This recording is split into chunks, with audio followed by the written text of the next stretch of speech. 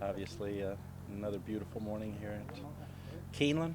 Racetrack's in excellent shape. Gave typical week of works for us, and obviously we're extremely happy with who we have going into the Breeders' Cup and the shape in which they are in. It's going to be an extremely exciting week and some very good races.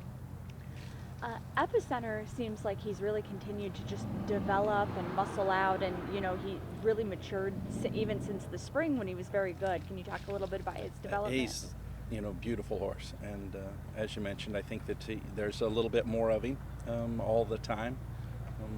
Obviously, second in the Derby this year is the favorite, and he is, I think, as you mentioned, noticeably a heavier, bigger horse. You don't get to be the winningest trainer in North America by ever ducking.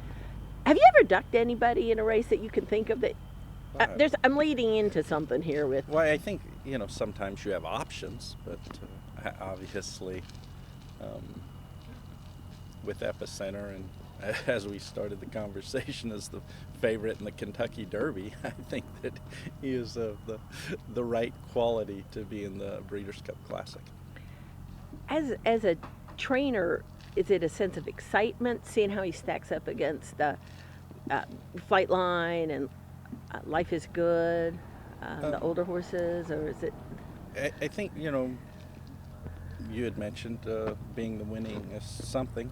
I think that the concentration is on getting the best effort out of the horses that we have, and we've really focused on races being from point A to point B, and for them to when they do their best and we have them in the best shape, we get the best outcome, and that is what our focus is on, and the only things that we can control.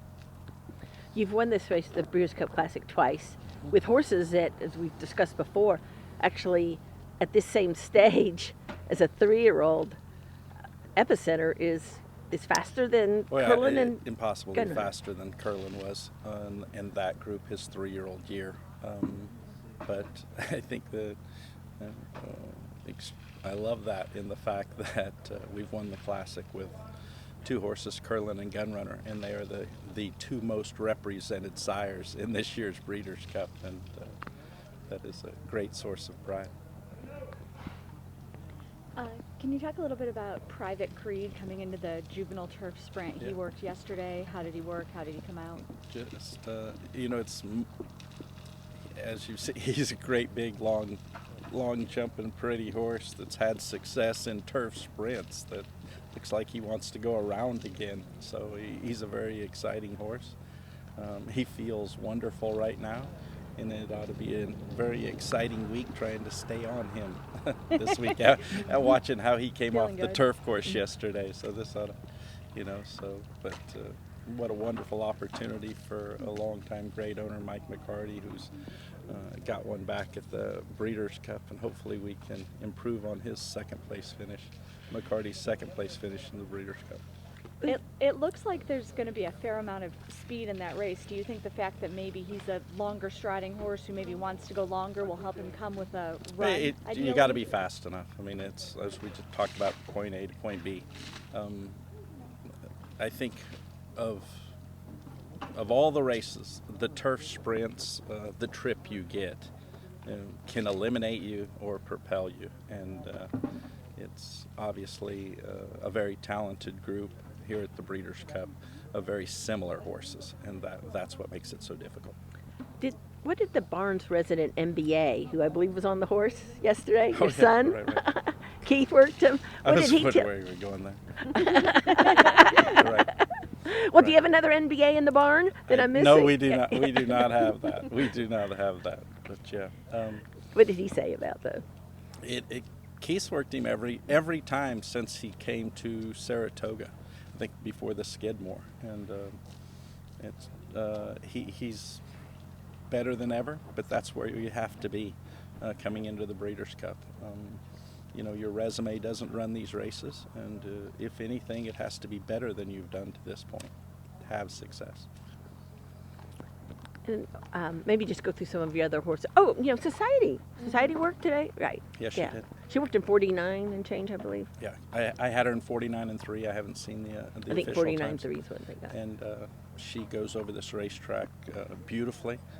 She's coming off 2 very fast front-running victories, and if the racetrack is tightened up and speed favoring as big days usually are, she will be extremely hard to reel in. And then just maybe an update on your other horses. Echo Zulu was out there. She's going to work tomorrow. Wow, so excited about Echo Zulu and how she worked over the racetrack and how happy she is and stuff. In last year's Breeders' Cup victor for the barn, and a returning champion. So I can't say enough about how excited we are to have her doing this well going into the Breeders' Cup. Did Grand Love work this morning? Grand Love raced this morning as well. She's I think that right along the same lines as Society. Just a unbelievably talented, beautiful, moving gun runner that got a lot out of her last race. I actually expected better from her, but the way the racetrack played, she come up got a little tired in the race, but has trained beautifully here at Keeneland and put in wonderful work leading into the juvenile fillies. Have you actually, in the pre-entries, counted how many gun runners and how many Curlins there are in there? Well, there was an article. I read 7 of each, and they were the most represented sires. There was an article in the Blood Horse that was, exciting to read and couldn't be any more. How proud we are of Curlin and Gun Runner is obvious. You're a dad, obviously, but you also with these gun runners, do you kind of feel like a dad? Absolutely, it's such an extension of your barn. It's like Curlin got put in the Hall of Fame, and the success I was hired. You're just so proud for them and love them to be held in such high esteem. And well, obviously, Curlin got off to a great start and is continuing at stud. But just to think of, with Gun Runner, just his second crop, and there's 7. I believe he had another graded stakes winner yesterday. Yep. He just continues to set records. Last question. I know Epicenter's on some shavings. Tell us about the story behind that. We think he lays down more on shavings. Having him on shavings in New Orleans where the humidity is very high and stuff. It's bedding of choice down there. And then when we moved to Kentucky in the straw, we didn't think he was off his feet as often, and so we went back to shavings with him, and it became very obvious.